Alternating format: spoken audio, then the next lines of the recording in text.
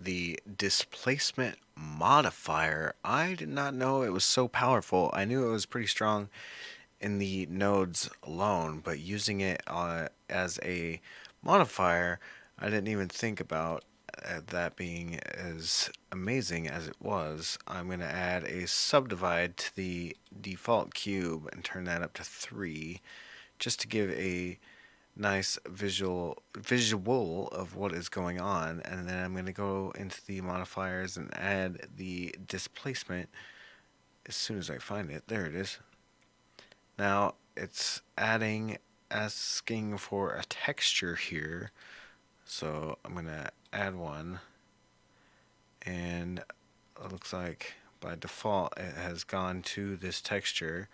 Right now it's trying to add a movie or image. Let's just go to cloud, and you can see already just from the default cube with a little bit of modifier, just a subdivide on it, you can get some pretty neat looking results. And you can also apply this just to a vertex group, which I will show here in a second. But first, let's go back to the modifier, and you can increase strength, change global, object, local, directional.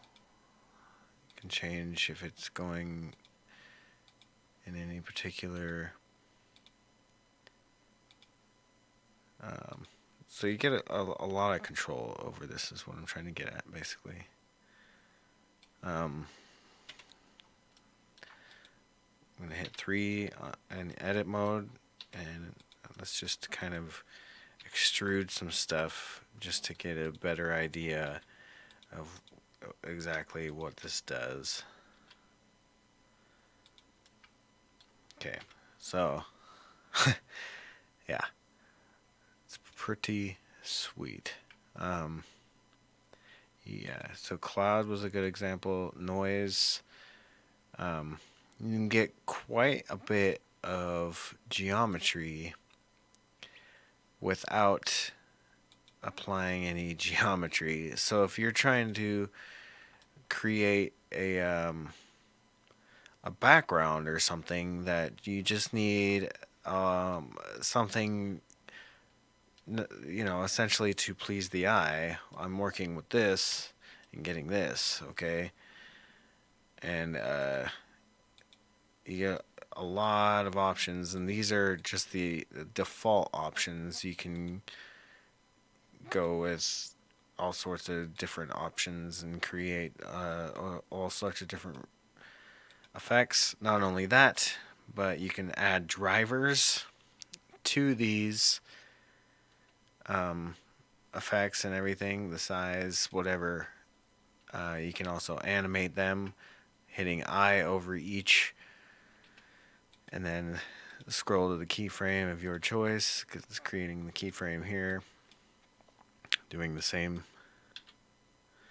and it's animated like that. Done deal.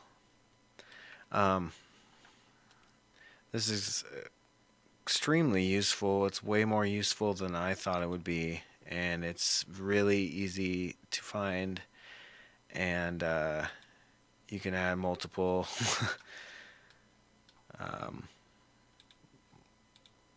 multiple layers of the same thing, or you can add one to a vertex group or whatever, which I will show right now.